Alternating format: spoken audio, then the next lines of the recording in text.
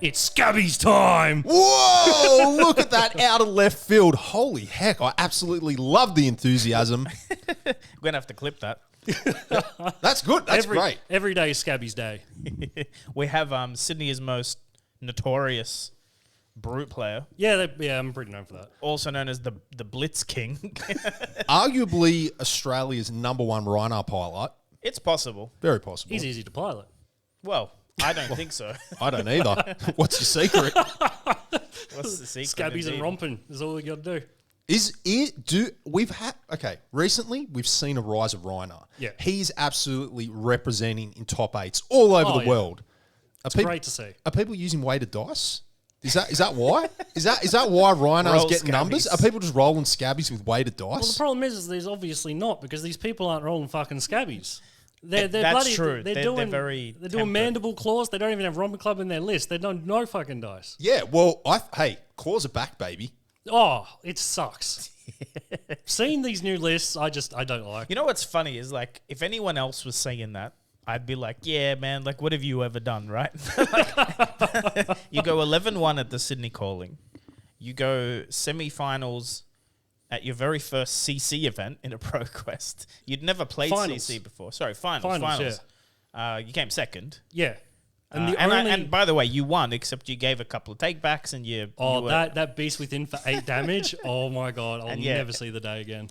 But And you beat Nick Butcher in Swiss? Or No, quarters? top 8. Top that was eight? the semis against Nick. He was on Starvo, so that was a really good match. so let's get this straight. Let's repeat. Aye. Brent Gordon, nobody basically, Nah. beat the current Australian champion who was on Starvo Yeah. as Rhinar. Yeah. That's what's supposed to happen. Pure luck. Wait, How many times did you roll Scabbieeees in that match? I think looking at my notes, because I usually keep some notes to keep the calculations going. Nerd! He doesn't, by the way, doesn't write the notes during the match, guys. Don't worry. No, it was about 33%. So one every 3 turns, I was rolling Scabbieees. Wow. We've got them. We've got them. Use them. Like Yeah. Yep. It's one of the strongest, like, it literally gives you go again for 3 things. If you It's hit it. insane. You know what I mean? Like, if you hit a 6. So when you don't have a pulping or a wild ride, that's a Scabbieee's roll? generally, if I've got a gambler's glove still up, it's worth the risk every You time. roll. So talk to me, because we'll go into your history, because you obviously know Paul. Yeah. And I met you and Matt at the same time, which we'll give a shout out to. Matt is a Brisbane local player. Dory still, or he's changed? Matty O'Grady, awesome. he'll be Dory. Awesome. What I want to know is, you've got a maths background. Yeah. How does that play into your? Because I feel like you see things I don't. Oh, it's statistics will tell you to not believe in statistics. It's very simple.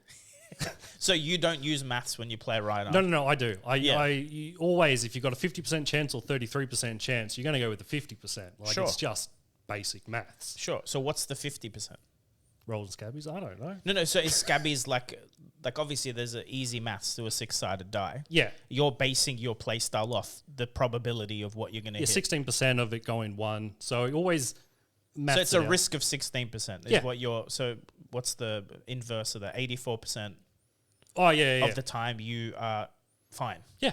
That's how you're thinking Yeah. about it. Okay. I mean, if you don't need to roll them, obviously don't. You want to reduce your risk. So you're getting every action time. points from something else. Yes. Sure. Do you ever, if you have a really hot hand, but you just need a 4, will you ever crack gamblers on a 2 or a 3? Only if I think I'll win the game from it. Okay. Yeah, you're not. You will roll a 2 and then just readjust. I've Yeah, noticed. you're When- pushing pressure. We pushing were on the pressure. same team on at the Sydney Calling. I remember you roll, and then if you go well, great. And if you hit a 2, you always pause. Yeah. Because you just redo. Okay, I guess I'm just swinging club. Multiple lines. Here we go. It's what we're doing. My issue with that is, Brent, I find when I do that strategy, I miss blocking, right? Yep. I miss, like, because, okay, just say you're stuck now with 2 cards in your hand that you can't use, Yeah. potentially, right? Maybe not, but potentially have 2 cards. I think, geez, I wish I'd use them to block. Yeah. And just play the safe bet around not rolling. Well, that should be a calculation you've done in the previous turn. right. Is what's because you're Whether or going not what you are should the have chances? blocked. Yeah. Yep. So it's always, okay, look, these 3 cards, I'm going to push 12 damage. This card's spare, instant block. Don't need it, don't care. And you're not thinking, but I'll do an extra 6 if I roll a 6 on Scabbieeees. You're just going the probability route again. It's more likely I can play these 3. Yep. That turn makes more sense than risking it. Correct. Do you actually rely on Scabbies to win, though? Yes. Okay. It's because of the Romping Club. That extra AP relies. I get that 5 damage almost every time. It's Yes, yeah, okay. You're rolling Scabbies into Romping. most As of a the time. rule, that's Yeah. what you're doing. It's not... Usually I'll get my 2 6 attacks out of it, but you whiff. Sometimes you don't discard the 6 or whatnot. But It's a still, 5. you still come in for Feel like- 5. Very efficient. I feel like here's what I see. I think you're way less likely to be fatigued when you play Romping because it's 5, not 6. So if you have a 6 attack, you're more likely to pitch it to swing for 5 than you are. I Well, feel like yeah, people that play claws, they... Claws are very just inefficient. Like you're only getting 1.5 damage per pitch. Sure. So, but with the club, you're getting 2.5 damage per pitch. So the weapons I don't see as they're auxiliary. Like if I can do 2 6 attacks, hell yeah, that's better. But Sure. my backup, I'm still swinging for 5. 5 is annoying when you get... Like a claw for 3, you throw You a card block at out, it. yeah. Especially when you get like sub 25 health. Yeah. Yeah, 5 damage swings start to become Well, problematic. Romping, even a sink below, does it like help? No, You no. just take one to the face. Yeah. And you know, with CC at the moment, Pummel's brilliant because you can just nab that extra damage on the Romping Club as well. How many CCs? How many pummels are you running in your CC list now? 2 blues. Oh, not yellows. God no. See, I'm of the blue camp as well. Yeah. Dro might play the reds because reds are good in the deck. But someone made that argument in a YouTube video. I can't remember who. Anyone that's playing around a pummel, doesn't matter if it's red or blue. But the people that aren't, you don't need a red. So the blue is no. just way better. Like the 4 damage versus 2 doesn't matter. Because No. when a pummel hits, like what I'm saying is no one ever blocks for 3 over. When No. it's you know what I mean? So you're either going to hit the pummel, do the discard. If I was looking at my hand and all of a sudden they're blocking for an extra 3, I'd be like, "Where's the freaking mirror?" Because like it's Yes, just they know. yeah, exactly. 3 is that's what I mean. They're either blocking for 4 or they're not. Like if they're saving a sink, it doesn't matter. Yeah. What, But do you think of the cadaverous contraband that I'm seeing in a couple of these lists? You like that I mean, card? I've pointed that out to you Yeah. a long time You ago. did a long time ago. What do you think now? I would still run 1 in CC because it just lets you get that Blood Rush Bellow straight back on the top. You draw on that again. It's the fact that it If- goes on top. Yeah. It's a lot of people forget it's got to be your last action because if you do that first and you've got the extra action point and you're like, oh, I'm going to draw and discard now, whoopsie, like it can ruin your complete play. So you've got to get used to it. Sorry, you got to play Cadaverous as your last. Last thing, So you end your turn. Yes. Draw that's you're trying not to draw it in that draw Yeah. discard. Yeah, of course. Yeah. yeah, nothing worse than be like, oh, cadaverous, all right, bare fangs. I do that on Dory sometimes where it's the same. Like it's you go what's it called? Why am I having a mental blank? Stroke or foresight, and it goes put 1 on top, and I put it on top, and then I I'm like, wait, I put the fucking wrong card on top. I needed that in here. You know what I mean? Yeah. You gotta play correctly. But you've become infamous or you're quite a colourful character, loud character. When you do roll Scabbies, Yeah. you generally yell out, Yeah, you have Oh, a catchphrase. Scabbies! Scabbies. It's bloody brilliant. Yeah, and I'll be sitting on the other side of the room and I'll just hear, Scabbies! I'm like, whoa, here Mate, it goes. I play this game for fun. Yeah. So if you're not having a good time, why bother playing? So, I mean, we had the team for the call-in. Yes. Then you did drop out, and I dropped out of the call-in completely because I only wanted to play with people I knew.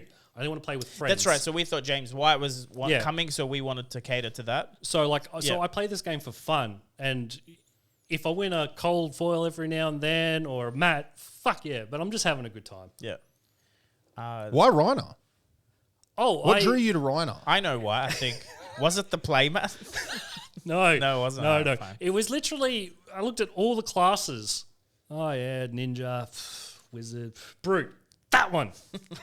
That was it. And then it's kind of. I'm so happy that I started playing it, and I'm like, no, I like the way this play style is going. I'm like, Yeah. I chose it. I don't like it, but I'm gonna stick with it because I fucking hate this. No, it's a fun. Brutes are fun Yeah. to play. The randomness makes it fun. And then it did stick to the point. First off, John gave myself and Matt, really helped us out, an Alpha Rampage Matt. And I chose Rhinar, and all of a sudden I've got this Matt, and he's just like, I'm like, yes! cold foil romping. That's why we're playing romping now. Oh wait, no, I actually like this. Yeah.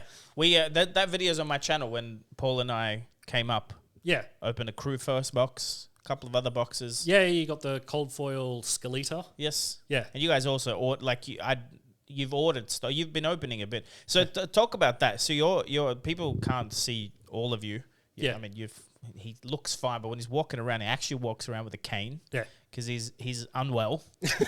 Not mentally. Mentally is Both. Up for debate. Yeah. So you've got a condition that at the time when Flesh and Blood came out, when we met, you were pretty much stuck at home. You couldn't venture out to armories for a long time. Yeah, usually I can only leave the house about once a week. It's really fatiguing. So, after this, I'll be in bed for 2-3 days. Yeah? Yeah. Shit. more coffee for Brent. So can we talk about... Yeah, it's Ross Rivers, fun. right? Yeah, I got infected by a little bastard of a mosquito. Just made life living hell. Joints ache, fatigue, sleep about 16 hours a day. And so to stay up, there's not much that can be done. A lot of caffeine, but there's nothing you can do with it. Like I've gone to as far as I can, like a professor of infectious diseases out at Westmead Hospital, and he's like, "Yeah, you've got this. This is it. He's literally said to me, "There's no point seeing me anymore. It's done. Like you could have this indefinitely." So.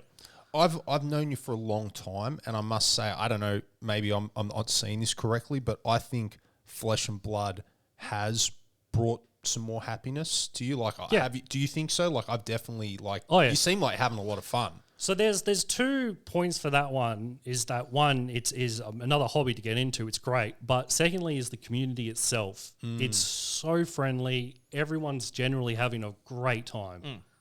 So I just love playing this game. Yeah, it's brilliant. Because you've got a background in TCGs. I remember at your place, some guy came. You're like, "Oh, I sold this guy some cards." I'm like, "Oh, what did you sell him?" And it was like 1-of-1 judge promos from Dragon Ball or something. The old school or Nationals. The old Dragon Ball Z the score one. So I started playing that in 2000, 2001. So I was only 13, 14 at the time. And I did very well in it. I had multiple of these promos in the end. Fatherly advice, judge promos. Australia had like no judges. So they just started giving them away for big tournaments. Yeah. And a bunch of World 16 cards as well. And it's insane. Like Pokemon caused a craze for all these old card games. All of a sudden, people coming out of the woodworks, and it's like these cards that were like... no one plays that anymore. There is a very small community, but like it's obviously, it's done, it's set, the meta is done. Right, there's no more new... It's because DBS is the current... Yeah. Yep. And that card game just confuses the heck out of me. I look at a card from that, I'm just like, that's too... There's a lot going on some of these card games. I'm sure if you delved in, it would make a lot of sense. But even, what annoys me is those big numbers. Like, why have it say 20,000? Just say 20. Like Do you know what I mean? Like, why? When everything starts at 1,000, nothing does. That's what I mean. It's just decimal points at this point. Remove the it's a number squish. Chaff. Yeah. Got to be done. So you've been involved in like Dragon Ball Z, Magic the Gathering, and now Flesh and Blood. Yep. And would you say that Flesh and Blood, community-wise, you like it the most? Because, the reason why I know you stepped away from Magic was mainly because of the community. Toxicity. You couldn't stand the community. No. So when I play against someone and they're just a dick, like they're just an arsehole, and you can see them, they're kind of sharking people. They're trying to get them off the game, and how they do that is just by being an arsehole. Like, that ruins the experience for me. Again, I play these games for fun. Like, I was a professional job. I didn't need to win prizes to keep my life going. Like, I'm playing for fun. So also, why are you bothering to play this game if it apparently gives you so much anger? I don't understand the premise of it. It's a game, Yeah. I can't compare. I can't remember, like, the community for DBZ was very close knit. Like, this is almost pre-internet days. Like, there wasn't much. 2000 is a long time ago. And as much as Australia is, like, we're so obviously divided, like, it was really funny. One of the best mates I had while becoming a young adult, man, we had so many arguments online. Yeah, you're fucking wrong. Obviously, you've got anonymity on the internet, so you're just like, fuck you and your mother. And then we meet up. We had a great time. We didn't know each other. And then it's like, do you go to these four? Oh, yeah. What are you? Oh, I'm Black Vegeta. It's like, I'm Android, whatever. Like, oh, shit. And that's when I realized, don't ever talk to people on the internet. No. You should pretend it's not anonymous. No, yeah, that's I feel like true. if you won't say something to someone's face, just don't say it. Yeah. It's just being polite. Because you might just run into Yeah. that. You know what I love the most when people talk shit to like UFC fighters? I'm like, oh no. Oh, I could take. Oh yeah. No, Sure, no, no. But like, not even that. It's just because it's anonymous. Like, Yeah. oh, you suck. It's like, man, you would not say that to that But yeah, the guy. armchair developers for every bloody game that's ever existed. Yeah. Which is, look, people, I've gotten flack of not being critical enough of LSS, but that's why I don't know how to fucking make a game. I'm pretty sure they're good at making one. People are really good at spotting Faults.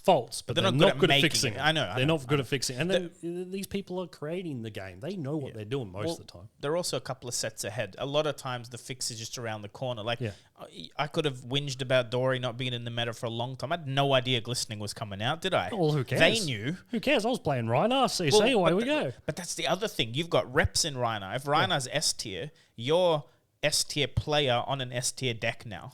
Do you know? Does that make sense? Yeah. Like, same as Dory. I did so well at Pro Tour but I did well in the Pro Quest That before boost, that one card boosts her. Yeah, but I competitive, didn't just need to no. learn the deck. No. I was just like, wait, this opens up this channel, change a few cards around, and here we go. It's a better deck.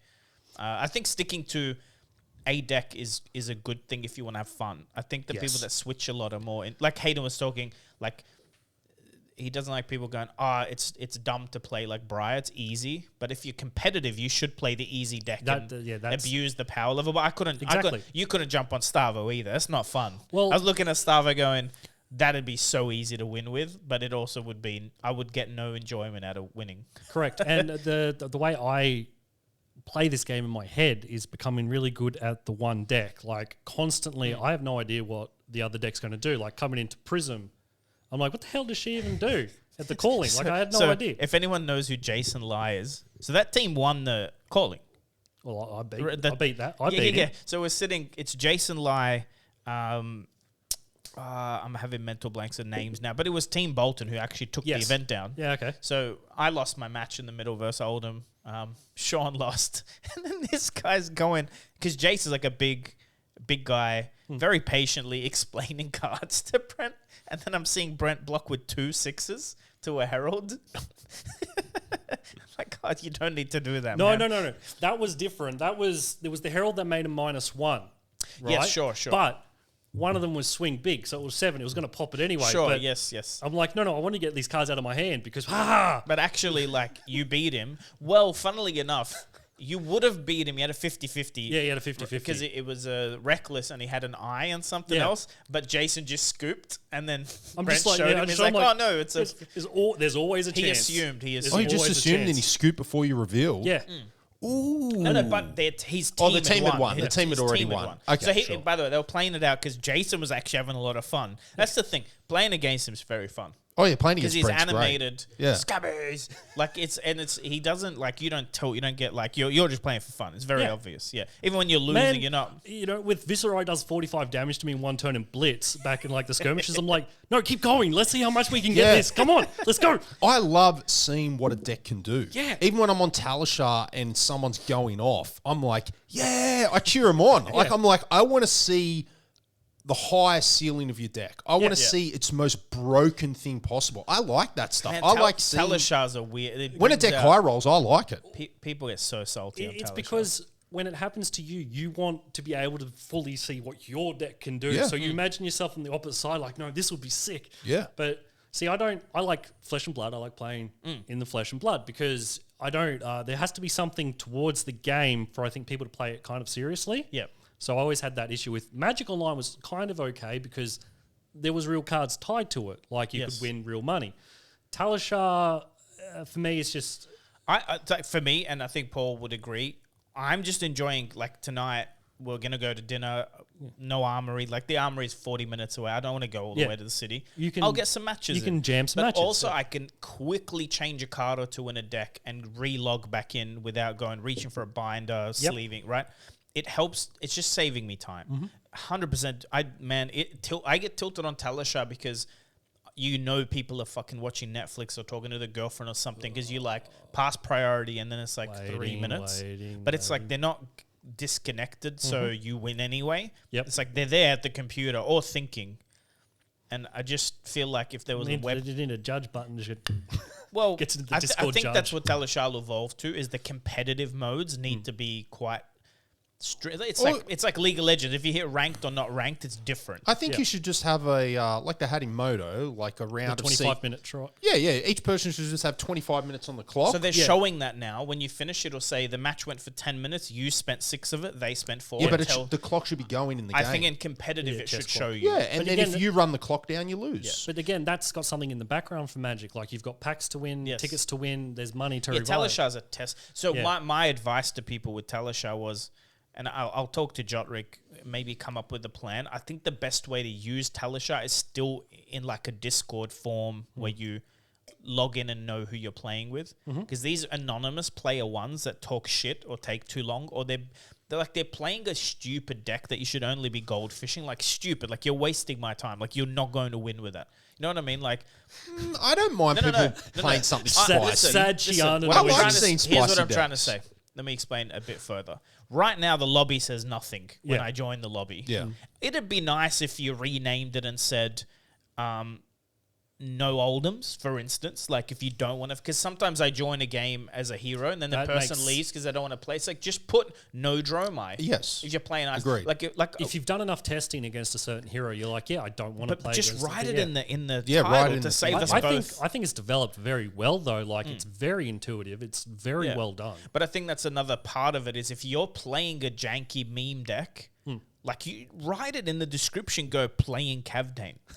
Do you understand what I mean? Because this has happened to me. Some people do. No, but Not I've gone many. competitive CC and it's like, That's not competitive. it's like, what do you know what I mean? Like I played, I can't even remember. It was just stupid. Like I beat a Rhinar on Dromai, which shouldn't be happening, like 40-1 because he was just playing stupid shit. Yep. Like I couldn't even understand. Like he didn't have nearly enough poppers, which is insane. On right, how do you not have enough? That's got to be the deck with the most poppers in the game, easily. Oh, It's yeah, more than definitely Guardian. think so. Oh, yeah, definitely think Do you so. know what I mean? I don't know what was going on. Because not only do you have poppers, you got spare poppers. So it's like, No, pop, right, away we go. You have blue poppers in that. Anyway, whatever. Look, I think it's amazing for testing. I do not enjoy, fun playing it. If I'd met Flesh and Blood through Talishar online and then gone out and not met the people, I wouldn't be playing it. Like, the game's good, but Talishar doesn't do it justice to you. You got to play it. I'm learning a lot more about the game. So something that I learned is a lot of times when I played in paper and especially against Icelander and or any other deck, they create a Frostbite on my turn. You can respond to it before. I can respond to it and I can use my Tunic resource. Playing in paper, it's not that I didn't know that. It just never occurred everyone to me. shortcuts it too. Yeah, they go, here's your Frostbite, and you're like, ooh. But in reality, you have a window to respond. Stack, Yeah, you especially if you're in the attack phase, like if they go like de-react, fuse, whatever, you still have a chance to pop. Like on Dory, I can chuck 20 damage at you before the Frostbite lands. It's brilliant for, which I think they've done. No, Felt Table. I got to go check this out. We both need to make a video on this. Felt Table's done a tutorial with narration.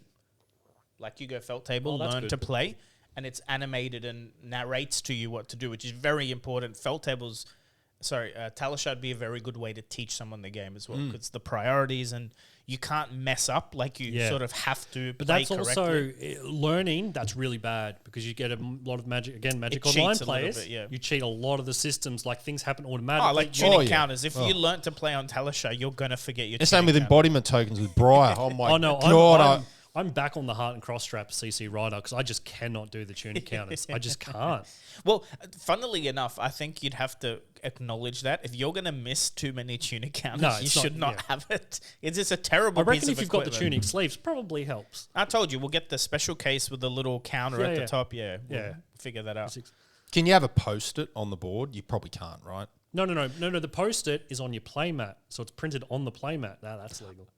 You know, That's a just good make idea, playmat actually. Where it's white and the only color is like a big fucking red arrow pointing at the tunic. No. Just come in with a whiteboard and just nico whatever you need at the time. And then if anyone's got a whiteboarded shit, you can nico the border too, so it's black. Everyone wins.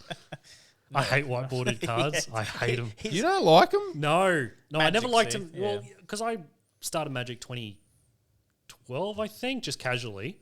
And so everything was basically blackboarded by then. So all the whiteboarders is like, oh no, that's old, that's rubbish. And I think psychologically I've seen that and I don't like whiteboard cards. So, I've got the meme Rhinar as I've whiteboarded I've nickered the whiteboarder away. It looks great. I love it. Tilts so many people because it looks so bad. I want nothing more to do that to a Findle spring tunic and get it slabbed. Just, yep. I've got one if you want to buy it. I've got a whiteboarder tunic if you really want to destroy it. I think it'd be great. So, you haven't had zero negative experiences in Fab, though? No. There's been a couple of people that have been like, yeah. You don't have to name names. What's been Man, like? I wouldn't be able to remember the names. I don't retain a lot of information in the old noggin. I see. But as I said, that's how I build and play my deck. Like, I just think of what I can do with Rhinar and only Rhinar. It doesn't really matter what you're doing. I'm doing my thing. Yep. So at the end of the stage of playing Magic, I played Boggles, which is it's a deck that has no interaction. Like, I'm doing my thing. You get to do your thing. Let's see who wins. Yep. So with Rhinar, that's all I do. I do my numbers. I do my game. Oh, shit, what's this dash? Okay, pistol. All right. What's it do? So the negative experiences... Was it at ProQuest? Yeah, it was one player. Calling, it was great, right? The team environment. There was some salt here and there, but it was never like... I didn't see any salt on the... The two Prisms I beat at salt, let me tell you. I had a weird comment. I was versing... So the loss I got was against a Kano. Yes. So he won the die roll, so he gets 3 turns to my 1, basically. Yes. And I did 15 damage in my turn. It's like, oh, that's unfair. Wait, what? So, I always kill you one... And he only... Because the Spring Tunic gave him the 1 block. Right. So he survived on 1. And then, of course, but Kano on It's 1 like, oh, yeah, doesn't that's really unfair. matter. Right. Did you watch any of the Nationals footage? No. Yeah. It's, man, some people, when you watch them play, you're like, oh, wow, I'm crap at the game. Like, they've got no chance. Like Michael Hamilton playing, it's like, yeah, I ain't going to win shit. No, there's some... I don't know if you know, do you know what the results have been? We'd talk about it a little bit. Have you followed any of it? Of the, nationals around the world? Yeah, because they're all over now, pretty much. I think so. I've looked at a couple of the top 8 lists, and I'm really happy Rhinar won. Was it Malaysia or Indonesia? Yeah, Malaysia, I think. Malaysia. So it was 6 and a female player too. Yeah. Good job. I was thinking, and then seeing okay, there was a 5th place Rhinar in a CC or something. So there was 2 in the top 8 in Canada. Oh, that's right. Someone came second with it. Yeah. But the thing is, I think Rhinar's in a good place. I think what Rhinar lacks is pilots. Like, think about it. Actually, Hayden's the most well-known Rhinar player, and he never plays Rhinar.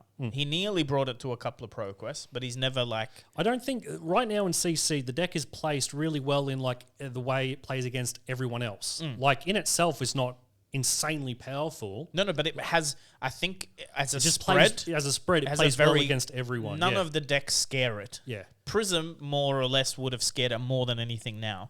Because it can beat Icelander, it can beat Kano, it can beat Oldham. It can.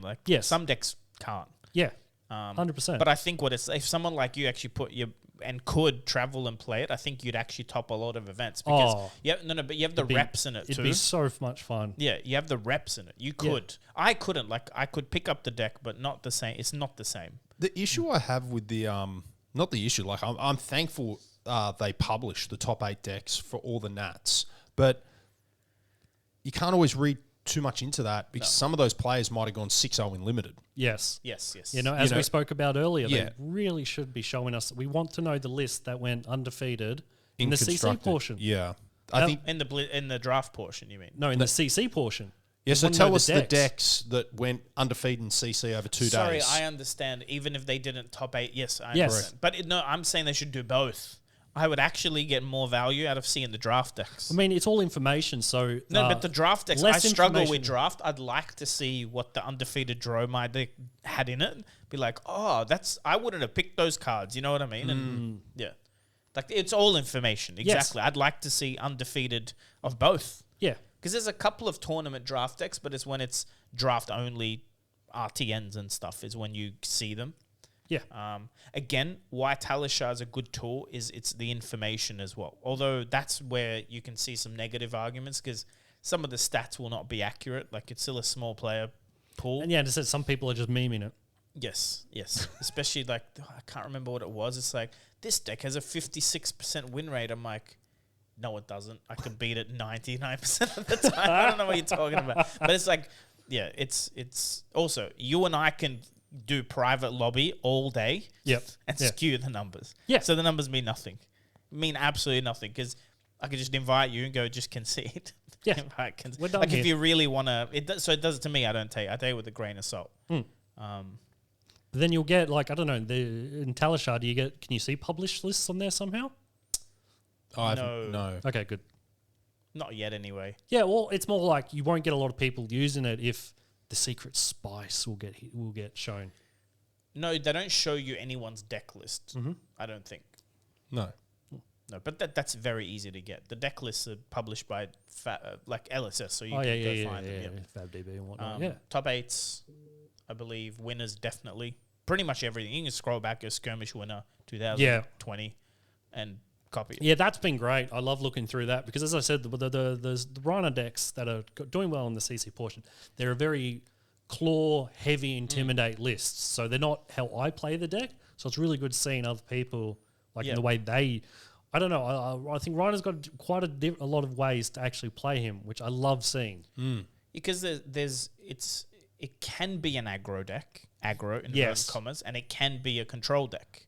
Yeah. Right? It has, because it's pretty much all blocks for 3. And it's very consistent. And it has a weapon with a breakpoint like Guardian does, where it's very punishing to deal with block 3, pitch, swing for 5, block 3, pitch, swing. You know, it's very punishing to deal with it. If I was a better player at the time as well, seeing that the finals of that ProQuest playing against Dash, I should have You would have fatigued him. Just fatigue. Yeah. He only had 1 turn left of cards, and I already got him down to 4 or 5 damage. You and me both, man. I didn't realize that Dory never needs to fight Dash. If Dash goes pounder, I just block because I can block. Yeah. The whole game. Dash, he's got half the deck I have. Basically. Dash and chain, Rhinar can fatigue really well. Yeah. I think that's why you're seeing a lot of the Dash moved induction chamber now.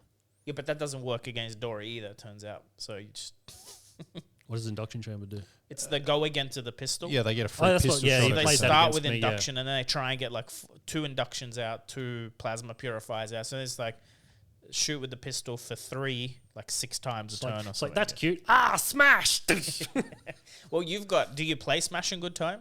What's the other one? Smash. It's literally called Smash. And there's another one, Smash in Good. I didn't realize that was a generic. It's like if this hits, destroy I played 2 Smashes, and it was only in the list because I think Paul told me, he's like, they're really good against Dash. I'm like, all right, put them in the list. Yeah, no, it is. Have you ever got them off? Have you ever used them? Against Big Chungus on the second PQ, I destroyed, I think, it was something, his original starting item, plus he just got out a core, I think. Sure. And I'm just like, yep, roll 4, bam, both gone. Like, that's crazy. I'm having fun. You pretty much win that game, I think, off that. Yeah. It was a tight game. Good player. Yeah, I killed him with a reckless swing. So, always good time. He's one of those players that his skill level doesn't necessarily show by his achievements. If the same as you, like, I know you're good enough to win some of these events. You literally don't go to enough of them to win. Because there's still variance, right? Yeah. It's still like you need some luck with some matchups and a couple of dice rolls. Like you need like 10 events to show if you're any good or not. Yeah. If I just kept rolling ones, then there's no way. But then there's people like Michael Hamilton, just won US Nats. He top 8'd the Pro Tour and won the calling. Like I think he's got on like a PTI every event he's ever gone to, if not 2. Yeah, like Michael Hamilton, I feel if he can like win worlds or win a PT, he's undisputed the GOAT. Yes. Like he just needs one of those premier wins. Also, he's the guy that won the calling against Fino Black, who everyone knows. He was the guy that won.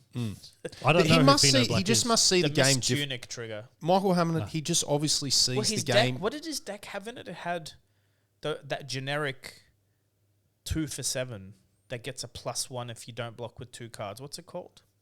Or 3 for 7. He's just operating on another his level. Deck, his Icelander deck with E-Strike in it, which isn't super weird, but also had this. I think where we as a game as collective, we're getting enough people in here that we're actually seeing some really good players now. They're floating really to the top. starting to show. Team Dragon Shield, 3 of them, which I think there's only 3 in the team now, all won.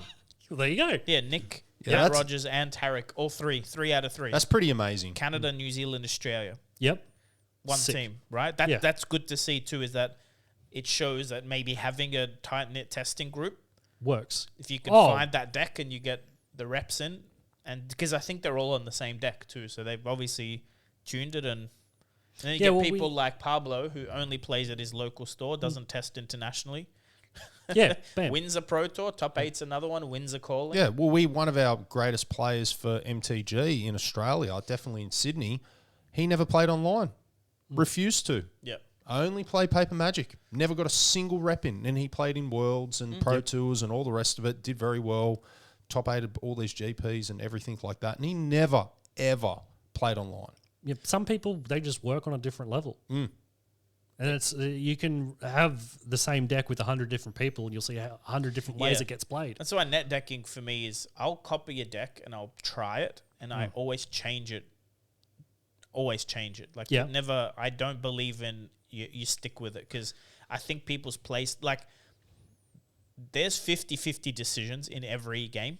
When you play, you're like, they're dealing 6 and I can deal 6 back. So blocking or not blocking is sort of equals the same. Yes. But if you're more prone to not blocking, then you should build your deck a little different. Yeah. Does that make sense? Like 100%. I run my Dory with 0 D reacts. I don't plan to block. And it's working fine for me. Yeah. Does that make sense? Like people go, no, Shunt's efficient tunic. I'm like, yeah, but you know what? If I'm going to sit in front and they're going to pummel me and I lose, I'll lose. But it's more efficient that I never have a D react in hand if I just want to go face. It's more efficient that they're dead. Well, but it worked out for me. I went 6-2 at Pro Tour because I refused to play your game. It's like, oh, you're swinging for 28. Okay, I'll go to 22 or whatever, 12. My turn. Yeah. I'm gonna take you to 5. Like it's fine. And funnily enough, it won because more people blink before I blink. Like more people start blocking before I would start blocking. The brilliant thing, I think, so when we first started the calling team. You were still up in arms whether or not you were going to choose Briar or I can't remember the other deck. Well, old Dory, new Dory, or Briar. I was always pushing you. You do Dory, you play Dory, don't do the meta, do your own thing, and it surprises people. How many people went, oh crap, what do I do? But the amount of people that, especially the prisms, will sit in the middle thinking they're the one. Oh yeah, I've got this. Ask their friend, they're like, I don't know what to do. And then their friend would give them the wrong answer. I'm like, thank you for that. Yeah. Even young Ryan, who originally helped me play Dory, gave his friend some wrong advice. A block for 10. I did 11. It's like, you missed the one, mate. Yeah. So, like, Dory got a huge, power boost with classic battles. I actually disagree with that. It got 3 good cards, yes. I wouldn't say huge, but yeah, it was enough. Exactly. Enough to make it playable, right? Point of the question is, regardless of that, do you like LSS continuing with that model? No. Having a few good playable cards for a certain hero in these bespoke products, rather than to buy 3 of them. Like I do see my own privilege. Like I went and bought a case and I opened 6 boxes and I had a play set of Blitz and I had to play. It's too much money to get 3 cards that you must, if you're gonna play Dory, you sort of have to have. That's too much. Like now, so I'm then pretty shouldn't sure those products have playables? They should have playables. Here's what I'm trying to say. I'm 90% sure in Dynasty we're gonna see Glistening Steelblade reprinted. Yeah, right. I would be shocked if it's not reprinted because also it's not in foil. So yeah, no, I was talking to Matt about it. I'm like, I'm sure we're gonna see this card, right? But because it's a subset, right? So they can just add a reprinted Majestic, doesn't? And same as Pack Hunt or whatever, the brute cards, like they'll add them in, I think. My issue with it, though... I don't know. I reckon if you're going to do that, you're going to have the chase cards, at least have 2. Yeah, so that's the other thing, is at least give people a Blitz playset in the box. I'm seeing Steelblades, $45 each. Yeah. Like, you might as well buy the whole product. Like, it's just insane. But it is the product. That's the problem. There's like one card in there that is like a 90% of the value of the box, and it's... But see, if you've got 2 of them, all right, you've then got all the Blitz players. $15 each. Yeah, well, you've got all the Blitz players. We're done. We've bought the product now. Now, if you need a CC playset, you borrow one off your friend that has one, or yeah. Yeah. Look, okay, it's good on paper, right? Because it's a product that's for new players, but also existing players want to buy. Yep. But yet at least give the playset, or like release it in tandem where, or close enough that the next set has that card in it. And you know what I mean? Like, Yep. See, before I started playing Flesh and Blood, and I'd basically already quit Magic, we were friends, we keep talking. Now, Paul was trying to get me into this game, and I didn't agree with the model, the first edition Unlimited. I do actually now. I because miss it a little bit. you've got to, what's the word I'm looking for here? LSS needs support. You need to buy these products so the game can continue and flourish. So from the outside looking in, it's like, oh no, that's rubbish. Wouldn't want that. If you need the playable cards, the most expensive when you need to buy them at the get go. But in saying that, the Uprising's fun to crack because you just see a random armory, someone still cracks a legendary. Yes. It's Fab 2.0, they've done very well for that. I literally had to pay $150 a box for Uprising to get one to draft. Yep. Because there's only one shop in Para that had one. Yeah. Like, yes, I could probably go online and find some cheaper, or ask someone in New Zealand, like a store that has more stock, or Support. the US. I was just looking for that word, support. Just support the company. So initially, I was outside, not doing it. What do you think? Because, they had, by the way, they've been public about that they missed the mark with the set, right? I think they missed the mark with new Dory, not a new Rhinar. Remember, it was right before the calling too. We all thought I thought we were getting a new Rhinar. Yeah. Second, I feel like I like some of the ideas where it's like rainbow foil equipment and cold foil weapon. That's all good, but I do feel like if you look at it, like if you had to talk to new players, like Brent's just starting to play, and you go, here's this box for you, because I've done this. I've gone, here's the classic battles for someone, right?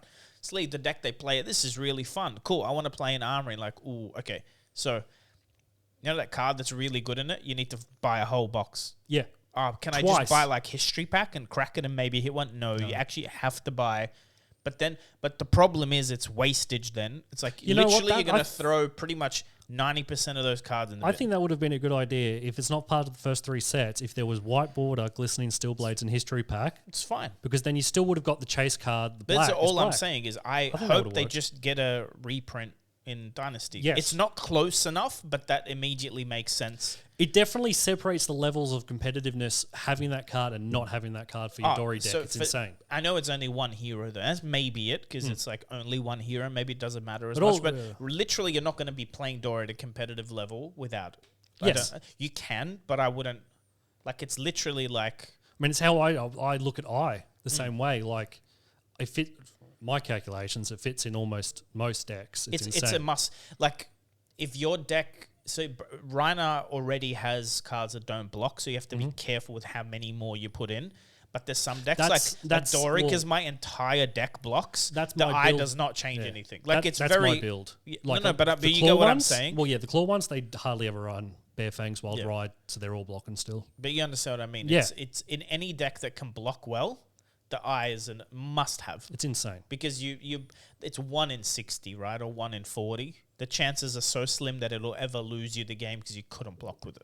But the plus side is, in a 2 or 3 cycle game, being able to either speed up finding your card or just, man, do you know how insane it is to pop a Tumultai when you pitch an eye to it? Do you understand what I'm saying? 'Cause your deck it's got maybe 20% blues. Yep. If you opt and you see 2 blues, the chances that when you put them at the bottom, the rest is red and you deal 6 arcane is so high. Oh, yeah. Or even 1. Or just knowing that there's 2, you immediately know that you can... Sorry, Tumultai's equipment, Dracona Optimize Arcane, but Tumultai, if you see the 2 reds, you plan, you go, But you know no, exactly what you're doing. I'm waiting for the biggest heartbreak in this game to happen to me when someone tumultize my Scabbies away. I'm going to be... Oh, that's just a concede right Just there. concede. That's like, you've won that. You've won that Scabbies! victory. No! See, the thing is, I feel like what... And let's talk about this for a bit. I feel like that's what Flesh and Blood... What actually ever tilts me is that there's shit that you can't answer. So Tumultai's design, I can pop it, like, let's say I hold a 6 the entire game waiting for it because I know I can't afford to lose my Scabbies. Yep. Scabbies you wouldn't have to hold a 6 all game. But Dory, I can't afford to lose my courage. So I hold that 6, but the popping it doesn't... There is no way to prevent my No, equipment. it's a react, so it's still... Icelander has mechanics like that where it's like, there's no way to remove a Frost Hex. The Horn coming in the next set is one way to do it. But again, it's like coming the set after. I don't like that it's the set after. Like, if you're going to give Frost Hex... Yes. Give me the counter. Yeah. It's already punishing. Like that Horn, basically you have to take a turn off to play it. Then you got to take a turn off to destroy the Frost Hex. But the thing is... But at least you can do something about... You understand what I mean? Like they put Thor in the deck, but only Dromai and Fire can play Thor. I guess Wizards, you don't have the chance to take a step back. You lose that turn, you've lost the game. Like, it's just how that deck works. You talk about, like, if you don't have Frost Hex, you lose. Well, if you don't do something against Icelanders and Kanos, you've just lost. But I just feel like there's not... So, correct me if I'm wrong. Magic has a lot of counters, right? Like, you can... Depends on the deck. Any minion that comes out, there's a card that'll remove it off the board without killing it. It's like counter spells and whatever, right? Yeah, you can remove permanents. Yeah. Flesh and Blood, like, it feels like some decks especially... don't have an answer to other decks. Like Zero, not even like Spectra is one of those mechanics where literally no deck had answers to it. There is no way for, like, I would ever play Prism or Dromai. Just on the sheer fact, if I came against bloody Rhinar or something, it's just such a nasty matchup. What's the one with, is it Oldham and Fire or something? It's just like, don't even attempt it. Like, Fire can beat Oldham, but Warrior into Oldham is there's... It'd be Bolton into Icelander. It's unwinnable. Yep. Sure, like, yeah, because you already play at a card deficit. Like you have can't to put beat a that card deck. in Soul. Yeah, You can, I like Josh, please. I don't think he's probably ever beaten Icelander. No. So the argument there is, and I'm pretty sure this is what the argument is. You could build a Bolton deck specifically to beat Icelander, but it would not do anything else. Yeah. See, Dory, I know I can build a deck to beat Oldham. It's pretty much a combo deck. You have to block. I've never seen a Bolton get played. Like I say, I know you were Bolton at the start. Well, it's a combo deck. Yeah. You sacrifice a lot of damage throughput to charge your soul. Then you hit these big turns where every card heals you, swings again, gives a go. I saw again, that right? round one of Lil with the Bolton player who Triple Lumina. Yeah. And it was like, Lumina wow. go Boomina. That's, yeah. That's a good matchup against Viserai. Sure. That's how it's but meant to... It's just a race. aggro is... You know, I see the things with like, oh yeah, it feels super bad. You know, played Viserai, he got me 10 rune chance as I'm here like quad Timming someone for like 18, 20 damage from turn 0. It's like, that's not fair. I had this argument with someone. They're like, what's the difference? Rhinar can do this. Because what did I do? I took... What did he do? That's right. It was German and he went Wartune Herald for 7. And then he goes Wartune Herald for 5. And then he goes Fractal. Right? It was 21 or whatever. Yeah. In Blitz. It is so fucking bullshit, right? I took this turn 1, I've already blocked with my full hand. Yep. So I take 7. I beat him that game, right? On Kasite. I beat him. But I don't like that he can do 21, turn 0, no arsenal. No equipment used. Fucking nothing. To me, that's bullshit. Because there's no answer So to many it. decks can do that. No. See, he had the same argument. I'm like, all right, let's talk about the decks. He's like, Rhinar quad into my Rhinar can't do 21. Yes. Not off, no arsenal, no With equipment. the Blood Rush Bellows, it can. No arsenal, no equipment. What's the... Yeah, it can. It can do like It over... can still block though, right? So it can do like 30 damage turns. It's okay. It's really rare. But let me explain the flip side. So Yeah. we had this argument. That's my point. Yeah. If Rhinar can do that, statistically so much lower than fucking Prism drawing 3 heralds. 100%. That was that because Kano can every do time it. I sit in Kano starts on 15 life with no armor. Very Bri again, can do it. Like Kano, if I take 5 turn 0 and I clap back for 18, we're even. Yeah. Bri can do a 21 damage turn with no arsenal. No, how? It can. How? Food did it How? against No, me. no, in no. Blitz. Channel mount. No. Yeah. Channel mount costs you 2 cards because you got to pitch, right? 2 cards out for channel mount. So you got 2 more cards. Tell me how you do 21 with no equipment. So I'm sorry, there's not that many decks that can see just... with Rhinar, it's not as often you're trying to hit the 3 in Tim turn 0, so your barrage and beatdown's alive. Yes. So it's because barrage and beatdown in Tim's plus adds damage that you do get those massive booms. But But again, not I've played enough against Rhinar to know it's not that often No. that'll happen. And if you don't hit the third, so you got to hit like, because if you only hit double into him, I just block with 2 cards and I'll usually take 2 damage and laugh at you. And Yeah, see, I've specifically built my blitz deck so To when triple. to turn 0, I know. very high. but you're using equipment.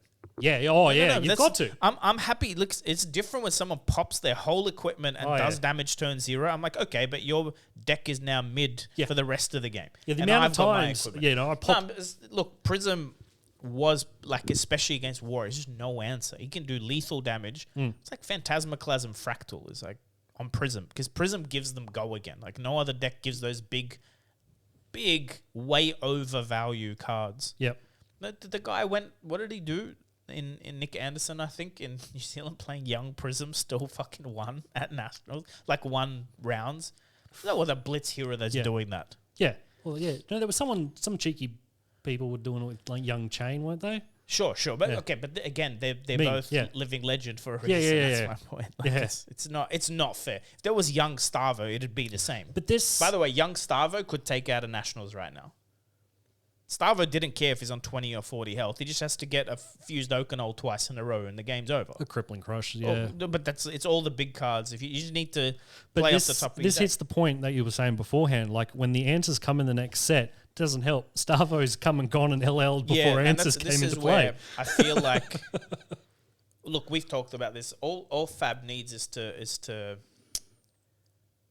They are aiming for 4 sets a year, 2 supplementary, 2 draft. It would help this because while you're in the meta gets refreshed a little bit quicker. Because I feel like Glistening is where we got into this topic. Glistening is one of those cards that should, right after Classic Battles, within a month, would be nice to have that Yeah. printed. It's one of those things, like if it's a healthy metagame and a healthy environment, not many sets, I think, really helps people like grow as a player. When there's too much new things happening Yep. to like constantly be like, oh God, to be No, the top for of my sure. game, like this is so Well, people difficult. don't play Magic for that reason, right? It's too many sets, too often, you know. Standard, yeah. Also, talk about the Glistening.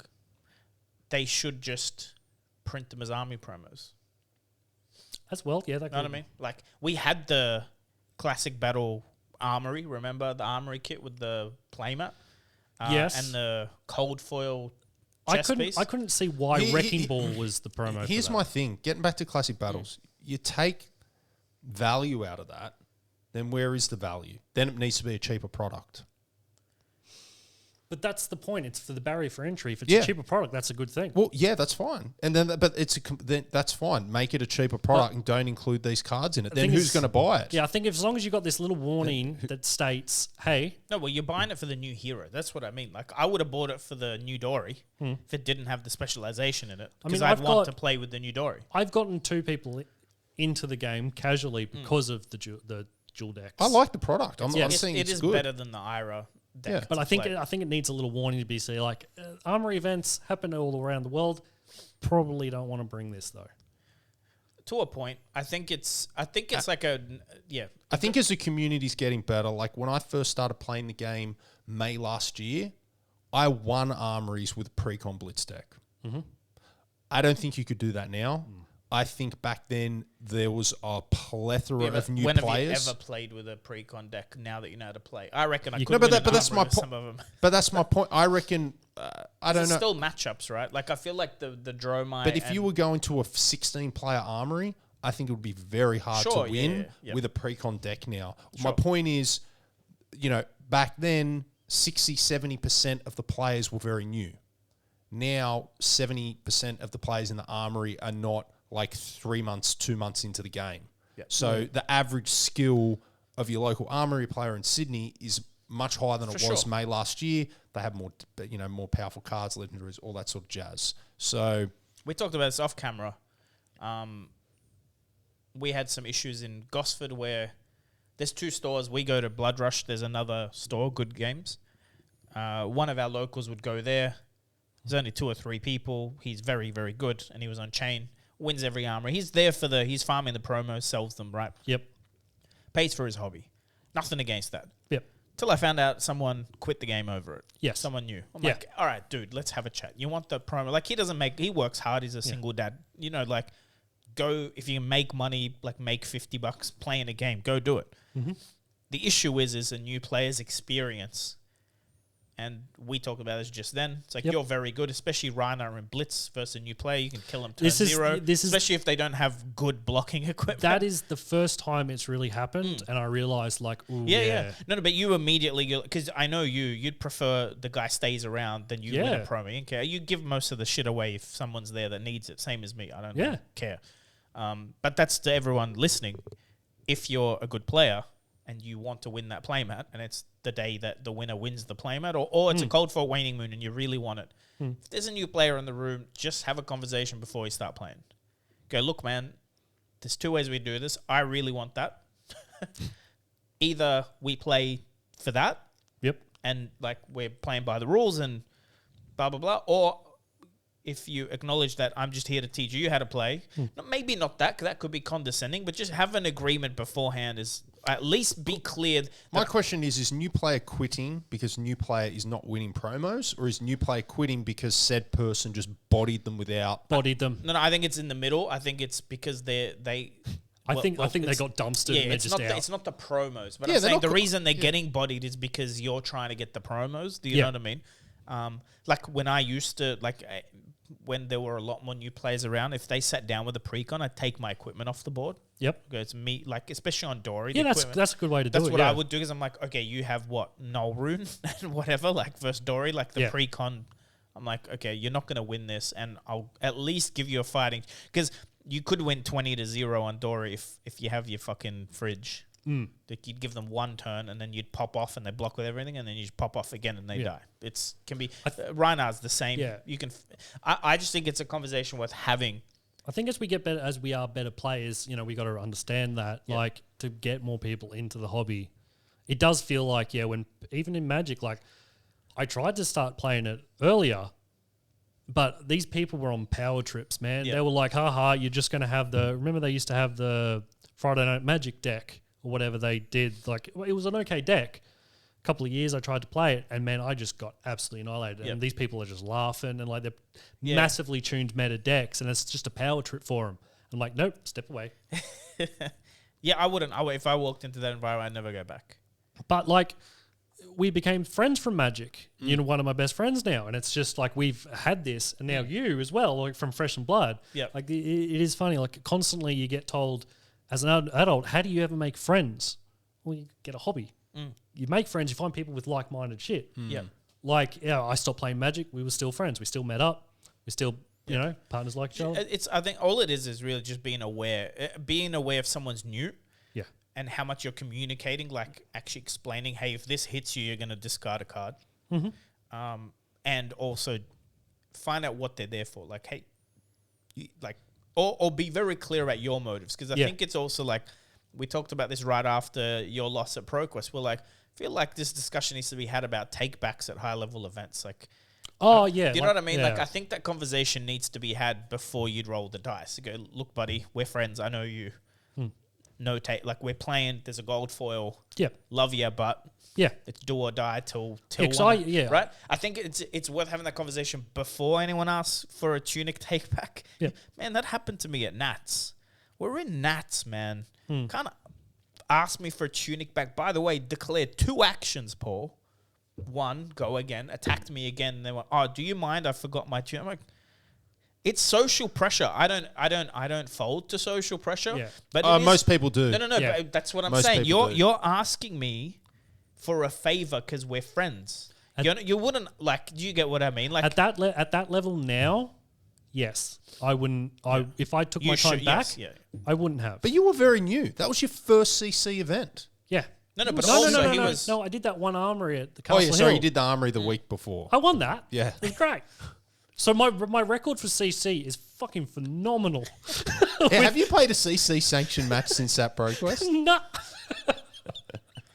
Because your local only does blitzed armories, right? Yeah. It's a very young. They still a small did community. CC last year apparently, but They then did, the armories weren't popping off in February, March when I first played the game, and then you and Paul both came to it, and then Jordan Smith came to it, and then so he goes every week now. So it started to go like now it fires off every week, and the store owner's great. Like if there's only 2, 3, 4 people, he'll still no, bam, we're doing this. It's still Well, some run. other stores, like local to us here, they killed their own scene Yeah. because they shut down COVID and opened late, and then they don't do that where only two of you turn up. You'd be like, guys, like, I'm not going to do promos, only two of you. It's like, dude, but we're all here. you're doing is hurting yourself. You're getting this. Well, that's now he doesn't get the promos. Yeah, well, now there's a plethora of like promos. You get enough. Yeah. What are they going to? What are they going to use it No, for? What are they going to use so it for Paul, anyway? It's not in their interest unless they're selling it. Unless they're That's selling exactly it. the point. Why do you care? Why do what- you Please tell me exactly. why you What care month- about that Mate, if free one stuff. person, if I had an LGS and I was building a scene and I had one Timmy give him rock up, everything. Play I would that hand them 4 promos. everything. Yep.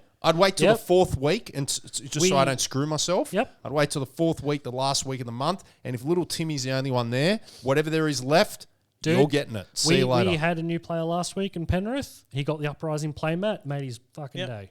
That's awesome. Well, that's the thing, man. He'll My continue. closet has 150 fucking plans. Well, I don't need more. what Like, was the month that there was the historic cold Yes. foils and mats came out? yeah, a few I months can't back remember, now, yeah. All of a sudden, like I sell my cards on eBay.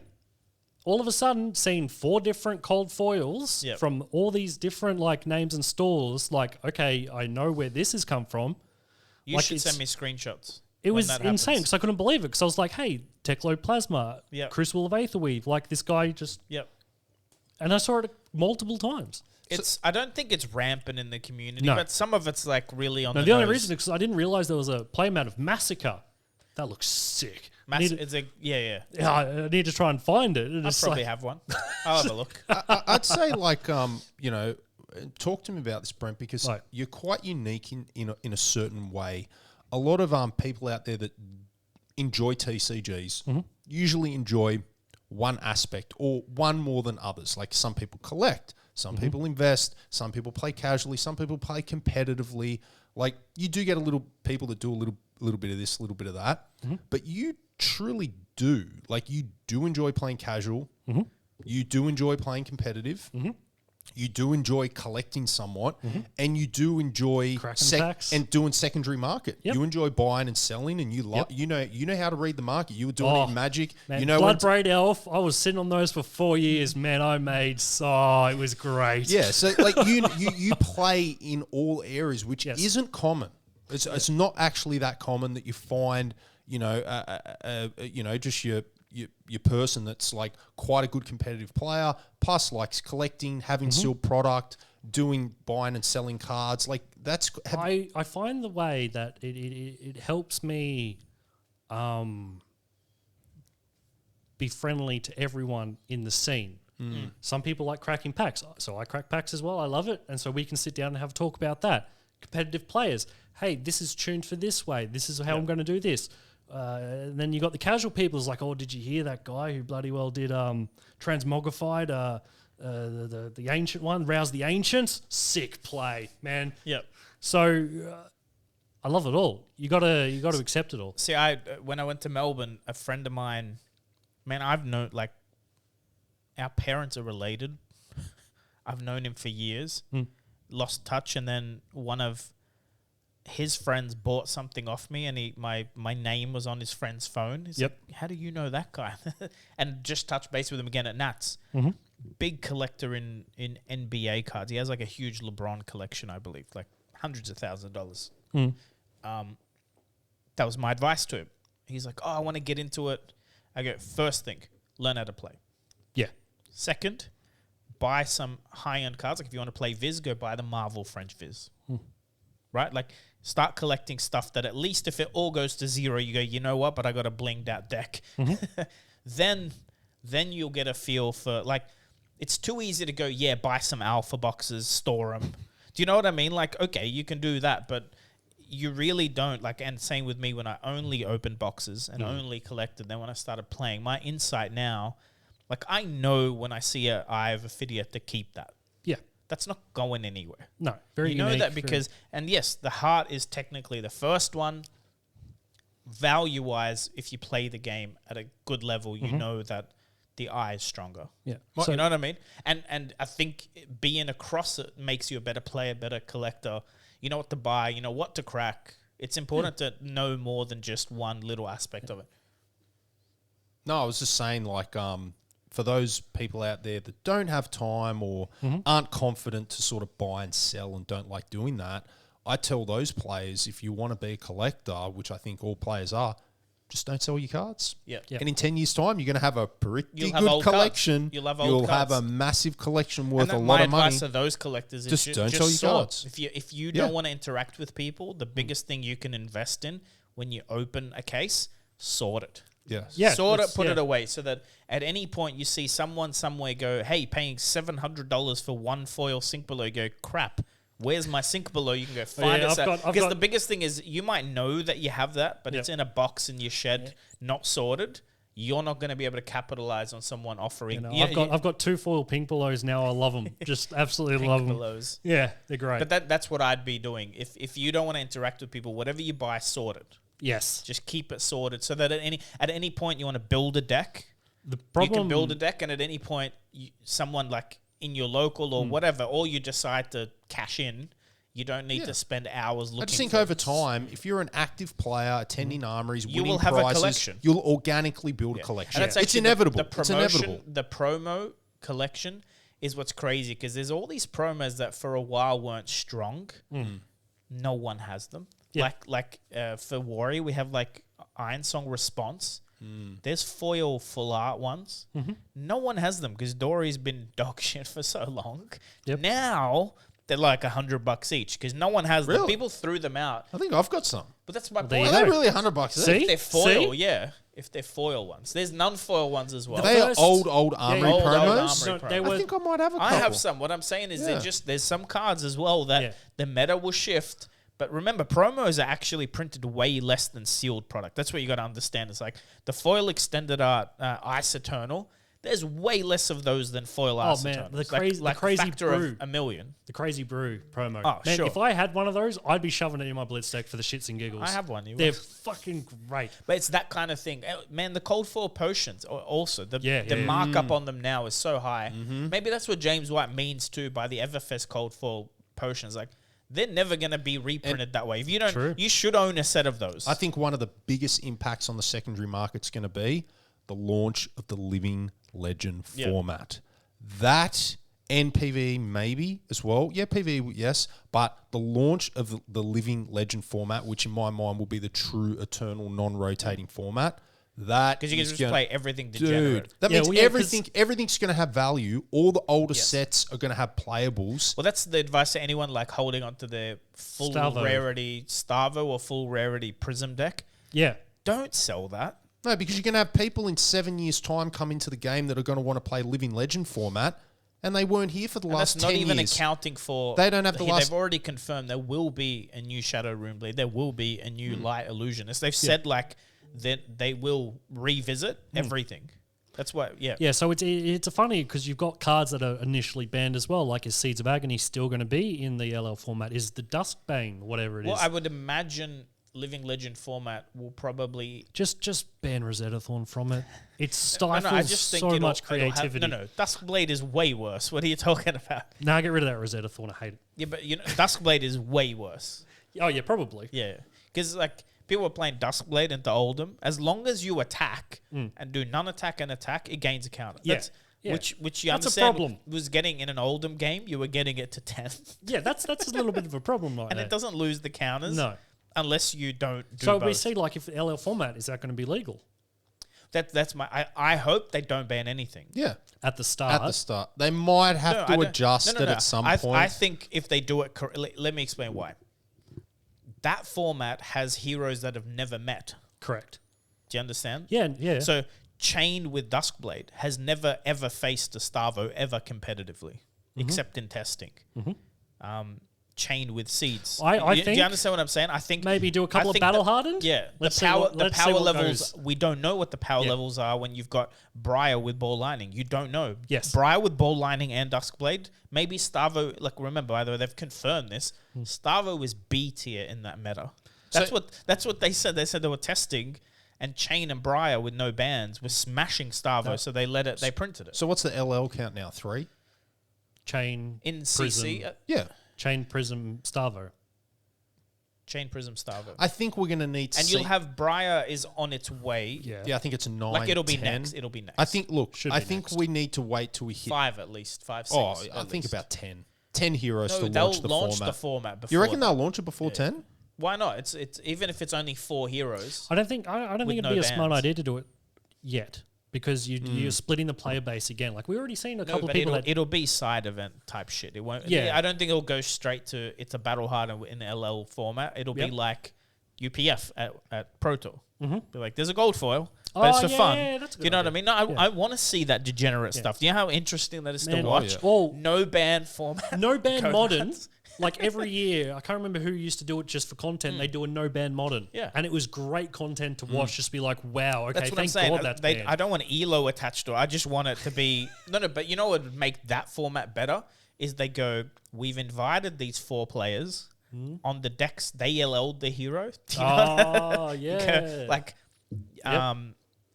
Michael Hamilton on Sponsor Starvo, it, yep. Tarek Patel on Chain, you know, or whatever. Like, just get because the Living Legend leaderboard shows you who gave it the Living Legend points. Just draw out the pro players from that. Yep. Make some teams. No, easy. Just find out the time that's like the most multiple names. I just solved them. the whole thing. Living Legend format needs to be 4 or 5 heroes team event.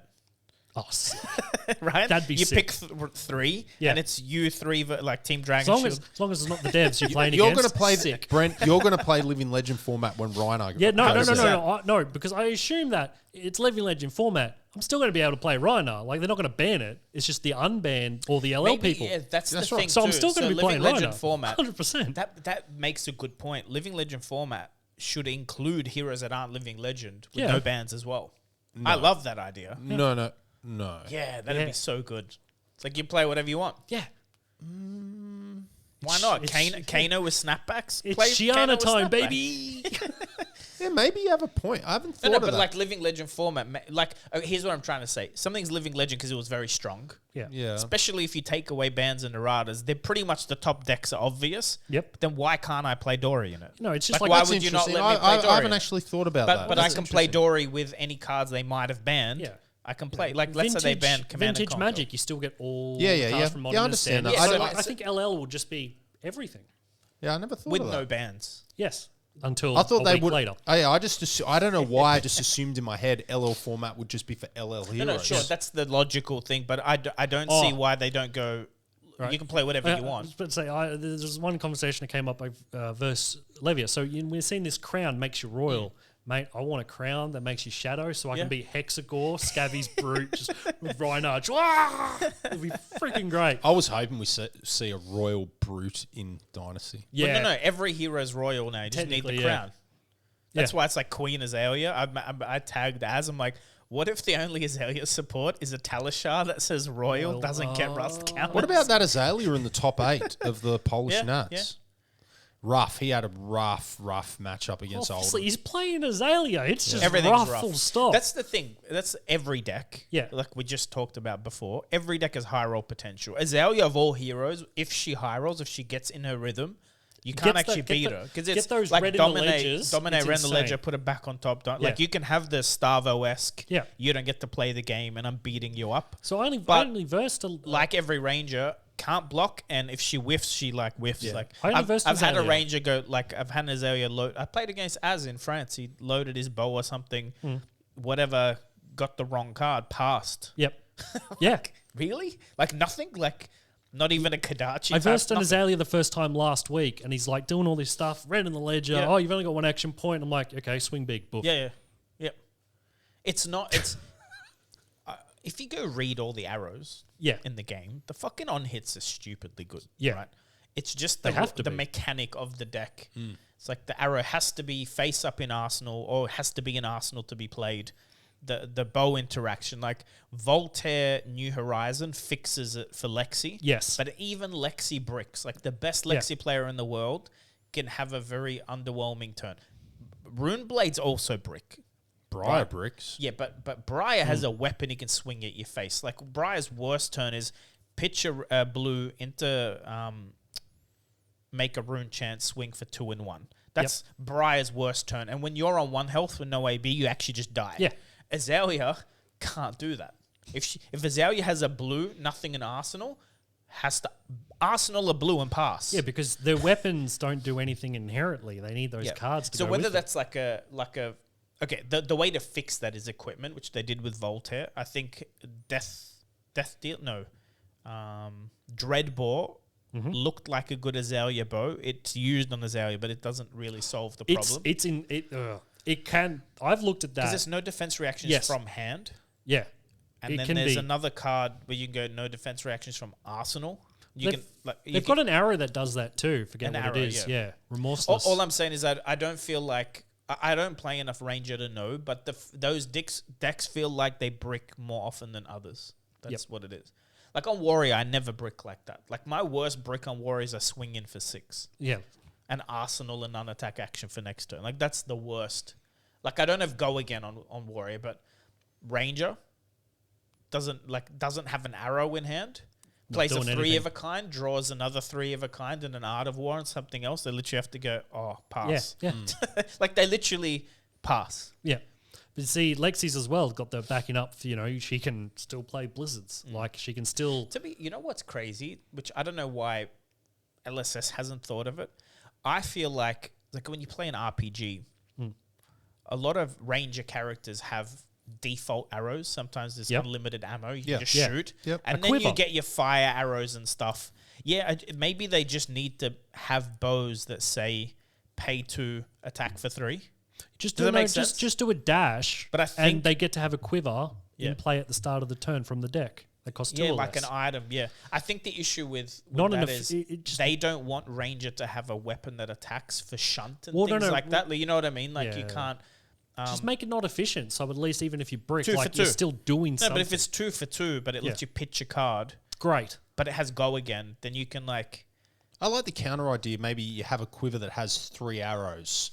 So those 3 and hands you can reload them. Yeah, Same as a pistol. Well, those 3 brick hands you might have in a turn. At least you can present 3 or 4 damage. Especially late game, like when people are low health, at least you can draw a card out of them.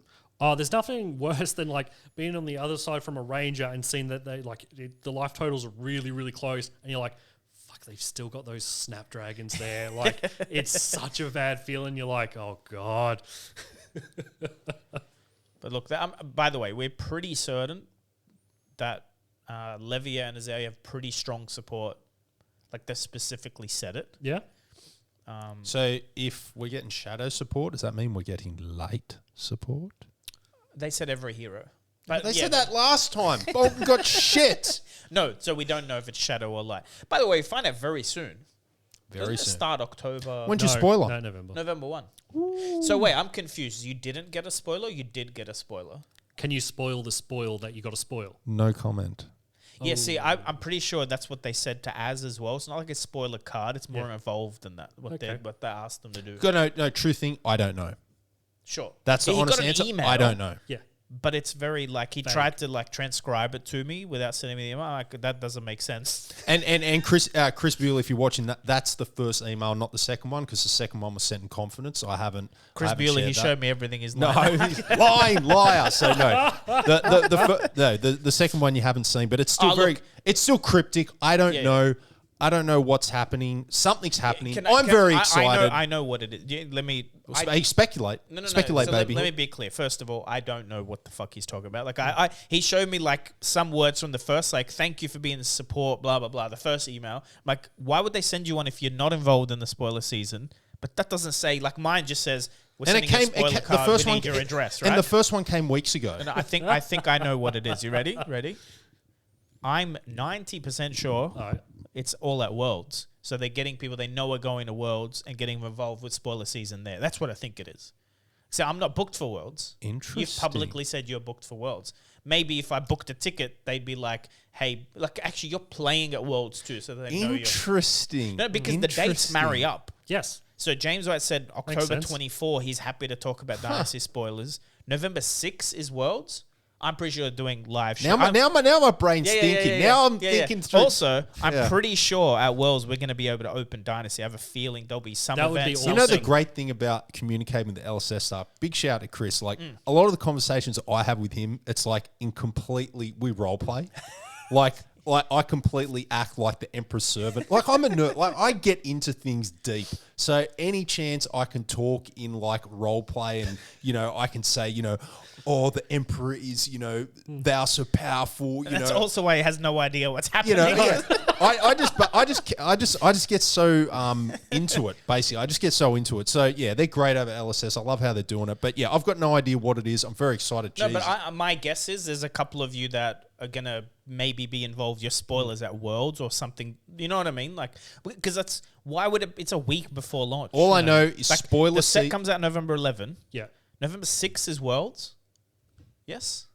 November 5 and 6. Yeah, that weekend. First weekend of November. When else are the spoilers happening? Look, Paul's old. If it doesn't come in tablet or scroll, he's got no fucking idea. Yeah, exactly. I don't check my emails unless John tells me. You understand what I'm saying, right? It could very much be they literally you're spoiling a piece of equipment. You're going to get the prop. All I know Worlds. is this spoiler season is what's going to happen is unprecedented, and it's going to be, in their words, crazy. Yeah. Awesome. It's going to be crazy. My spoiler date's November 1.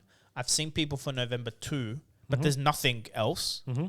But then Worlds is in the middle of that and the set coming. I'd love to see like an open box draft being done at Worlds. Can't draft it. But no. This is what I'm saying. Listen, they did a month out for the world premiere Uprising. How long before launch? 2 weeks before? 2 weeks. Sure. Yeah. But this is 1 week before. Do you understand what I'm saying? Yeah. For them not to have the what's it called? Not zombie draft, the chaos draft. Yep. As the last event. You don't think they'll just go chaos draft? I love chaos Here's draft. 2 packs of Dynasty, 2 packs or 3 packs of each sealed. Come on, mate, everyone in the building's buying those packs. Do you understand? Like, why wouldn't you do it? That'd be the best event ever. Even James White would be buying packs. James White told me actually when he confirmed the October 24, hopefully. Knowing James, he'll cancel last minute. Shout out. He's busy. I don't take it personally. He said he'd only just opened his first cards of, like, had a look. Yep. In person, Dynasty. He said, because he's not involved in it. People don't understand that. Like, he starts, I think, like on A to Z. He's involved in like A to D. Yep. Like the real high level. That makes sense. Probably approving key art and character design and stuff. And even then the test budgets, money. No, Yeah. for sure. Yeah. But what I'm saying is Chris Gearing's the guy that actually does the quality control. So Chris Gearing's the guy that rips. Hopefully we do get to talk to him at Worlds, because that was like the best conversation I had at Jersey was with Chris Gearing. He's talking to me about like when people were whinging about Crew Unlimited going out of print, he was opening White Porter in his office, laughing at people. He's like, if only you guys knew, fucking, you're worried about reprints, and we already have reprints. Yeah, and just, Let's talk about Thunder and Worlds before we wrap it up. Well, let's put Doesn't a community. count, not there. Let's talk about a community shout out. Brent walks off. We did want to do a shout out to the community, and So I'm about to book. Unless the tickets go to $10,000, I'll be there. You can fit my suitcase. Nah, I can't actually. I'm 80 kilos, mate. I'm not going to carry that. Look, we will be at Worlds. We want to. No, golf bag. Shove in a golf bag, you'll get him. I'll pretend to be a surfboard. So we've got permission to use the LSS stand for Thunder. I don't imagine that means we can set up indefinitely, but usually that booth is not used like the whole. James might sit there signing cards, but we're going to set up. So if you're going to be at Worlds, and you want to be on Thunder as a guest, reach out to us on Twitter, DMs. So we already have a big list of people, but we're just curious about who would want to come on as well, because if you're really keen to be on, then we'd have you on, more than likely. So we might have short form Thunder episodes at Worlds at the LSS booth, but we're also going to set up like a week early on the Tuesday anyway. So anyone who's available from Tuesday night, reach out. Because we're going to set Tuesday up night, all the day whole Wednesday setup in person, and we're going to obviously try and get as many Americans, but also anyone traveling. Alex from Fabled Academy, people that from Europe will be flying in. Pablo, if we can get him, we haven't even invited anyone, but anyone that wants to be on. It's going to be awesome. Reach out. For the longer form ones, you just want to give us 90 minutes. You got to commit a bit of time. We want an hour to 90 minutes. If you're a pro player, if you are a content creator, any topic you might want to talk about that maybe we haven't covered as well. Or you're from a region that we haven't covered. Man, I'd love to talk to someone from Brazil. I'd love to talk to someone. And if you got an interesting story, your profession or outside of Fab, we'd love to talk to you. By the way, We want you on, especially if you don't like us. If we're going to have some friction, we're down. Oh, yes. Man, 100% open shout out. If Louis from Kitchen Day with TCG wants to come to Worlds and sit on Thunder, we want you there. Or We'll George. talk. Or George. Oh, George would be great. George. I'm outnumbered. Two baldies. No. George is the most entertaining person in. Oh, he carries that podcast. I'm more than happy to have. Look, anyone's welcome. We we're pretty open. So anyway, shout outs there. Shout out. The invitations there. Reach out to us. Talk to me or myself. Actually, talk to me is probably better, but message either one.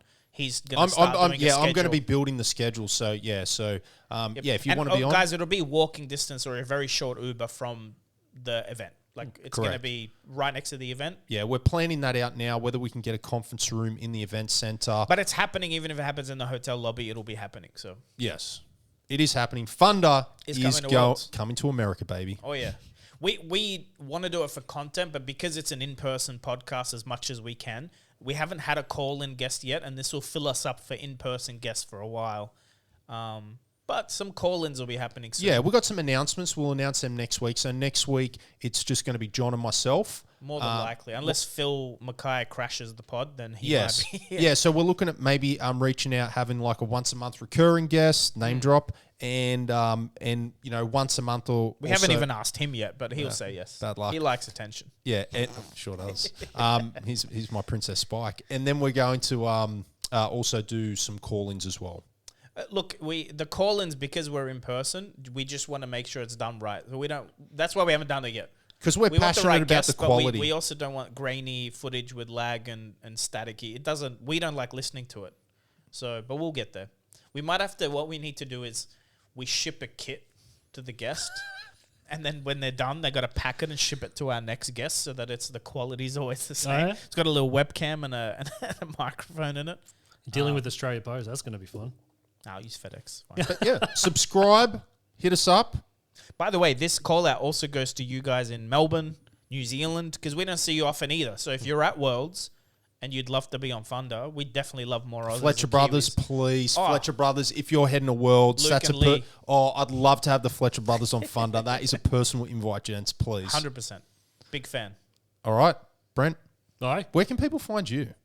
Where can people talk? The Blue Mountains. They can't. If people want to learn more about Romping Club Rhinar, Scabbie Send rolling, me a deck list if you're happy to share yours. People would love that. You played it in your CC list. on my CC list. Yeah, No, right. both. Blitz and CC. Yeah. I do have a Twitter of some sort at Devastator, I think it is. I'm not 100% sure. I'll put links. He's on Facebook under an alias. He can be found. Look, if you got any, if you ever want to reach out to one of our guests, you just hit Paul or I up and we'll put you in touch easy.